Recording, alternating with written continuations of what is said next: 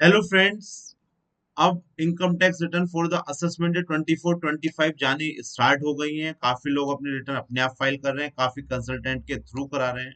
तो आप सभी लोगों से मेरी एक ही गुजारिश है कि इस बार अपनी एक्सेस डिडक्शंस एग्जम्पशन दिखाकर फेक बोगस रिफंड क्लेम बिल्कुल भी ना करें।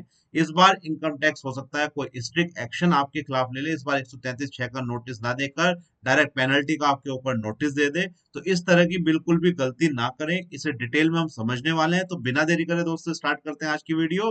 Let's start.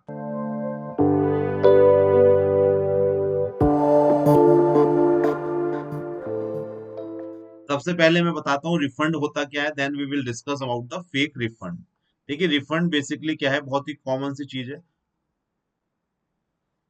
ज्यादातर सैलरीड एम्प्लॉइज का टीडीएस कटता है। फॉर एग्जाम्पल, टीडीएस आपका कटा 1 लाख रुपए। आपका जो टैक्स पेबिल हुआ जब आपने आईटीआर फाइल करी, वो हुआ 90,000 रुपीज। तो आपका जो 10,000 एक्सेस टीडीएस है, ये आपका रिफंड आपके अकाउंट में आ जाता है। इसे बोलते हैं इनकम टैक्स रिफंड। अब लोग क्या कर रहे हैं, काफी लोगों को तो यही धारणा थी कि भाई जो हमारा टीडीएस कटता है वो हम सारा रिफंड लेंगे, वो हमारा अधिकार है। तो माय डियर फ्रेंड, ऐसा बिल्कुल भी नहीं है। इस बार नियर बाय 2000 प्लस लोगों की आईटीआर यू मैंने खुद फाइल करी है फॉर असेसमेंट ईयर 21-22 एंड 22-23। इन लोगों के पास नोटिस आया हुआ था कि 133(6) के नोटिस थे इन लोगों के पास। और सभी में ये था कि आपने इतना रिफंड क्लेम करा, उसे जस्टिफाई करें। बट ज्यादातर लोगों के पास कोई भी डॉक्यूमेंट्स नहीं था। उनका कहना यह था कि हमने कंसल्टेंट से फाइल कराई, वो फोन नहीं उठा रहे हैं या उन्होंने हमें बताया नहीं। बट आई थिंक ये सब लोगों को पता रहता है कि हमारा कितना टैक्स बन रहा है, कितना हमें रिफंड लेना है। तो इन चीजों का ध्यान रखें। इस बार गवर्नमेंट हो सकता है 133(6) का नोटिस ना देकर डायरेक्ट पेनल्टी का आपके पास नोटिस भेजे, क्योंकि ये इंटेंशनल मिस्टेक है, फ्रॉड है। आप धोखा दे रहे हैं इनकम टैक्स डिपार्टमेंट को। तो माय डियर फ्रेंड, इस बार आपको रिफंड बिल्कुल भी एक्सेस क्लेम नहीं करना है। अब मैं बताता हूँ गवर्नमेंट आपको कैसे पकड़ने वाली है। देखिए, जो सैलरीड एम्प्लॉयज होते हैं सबसे ज्यादा वो एचआरए में गड़बड़ कर रहे हैं। एचआरए में कैसे गड़बड़ कर रहे हैं, वो लैंडलॉर्ड का जो पैन कार्ड होता है,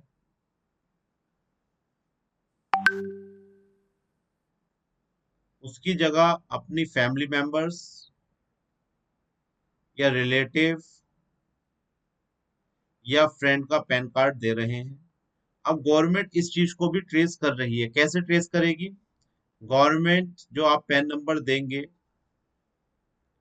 उसके पैन नंबर जितना भी आप रेंट दिखाएंगे वो शो हो जाएगा।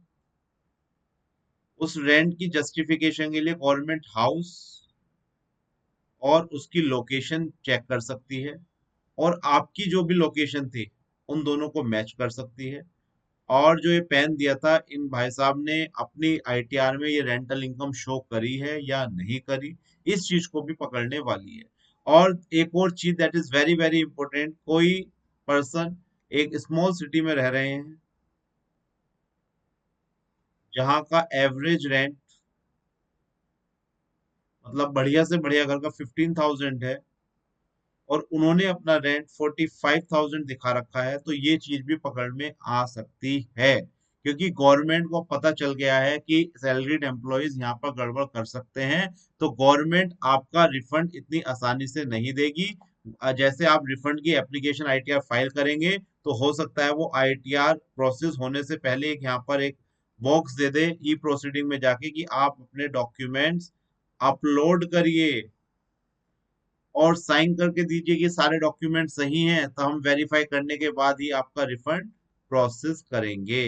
जैसा पहले भी काफी बार आता था कि आर यू एग्री की जो आपने रिफंड क्लेम करा है वो सही है नहीं है, तो पहले यस और नो का आता था। इस बार हो सकता है डॉक्यूमेंट्स का यहाँ पर डायलॉग बॉक्स दे दिया जाए।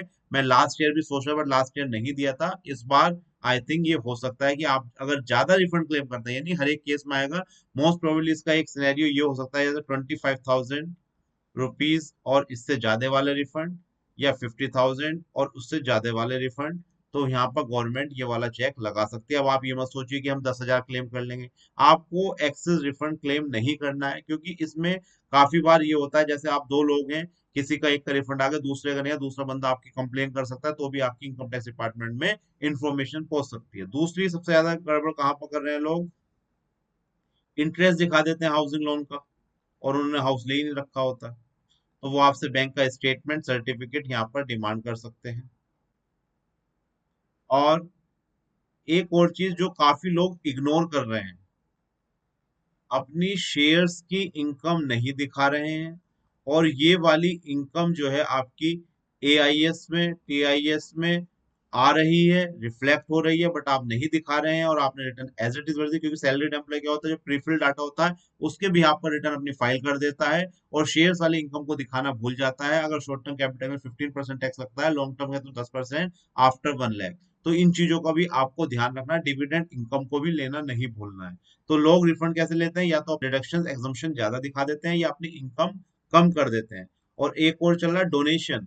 अगर आपने किसी को डोनेशन दी है ट्रस्ट को, तो इसके लिए आपके बैंक स्टेटमेंट में 2,000 रुपए से ऊपर डोनेशन दी है एंट्री होनी चाहिए, प्लस स्लिप होनी चाहिए, और वो आपसे कंफर्मेशन ले सकते हैं ट्रस्ट से, या ट्रस्ट का बैंक अकाउंट बुलाकर क्रॉस टैली भी कर सकते हैं।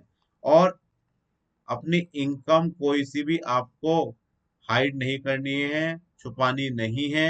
इनकम टैक्स डिपार्टमेंट सारी इनकम आपको दिखानी है। मतलब कुल मिलाकर ये है कि आपको अपना माइंड ये नहीं लगाना कि मैं किस तरह से रिफंड क्लेम कर सकता हूँ। आपको ये लगाना है कि मुझे जेन्यून पर्टिकुलर्स देकर अपना जो भी मेरा एक्चुअल टैक्स बन रहा है, निकल रहा है, वो मुझे सबमिट करना है। और मैं आप लोगों को एक चीज और गाइड कर देना चाहता हूँ, अगर आपने अपना इन्वेस्टमेंट्स कम कर रखे हैं, तो आप ये देखिए, आई थिंक आपके लिए न्यू टैक्स रिजीम बेनिफिशियल होगी, क्योंकि उसमें कोई अलाउंसेस वगैरह की डिडक्शन नहीं मिलेगी। आपने इन्वेस्टमेंट करने रखे, तो आप न्यू टैक्स रिजीम से अपनी आईटीआर फाइल कर दें, और इस पूरे भी झमेले से आप बच सकते हैं।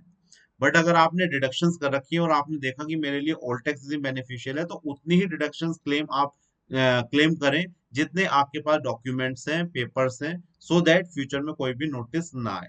तो मेन चीज ये थी कि इस बार भी काफी लोग ये सोच रहे हैं कि हमारे पास पिछली बार नोटिस नहीं आया।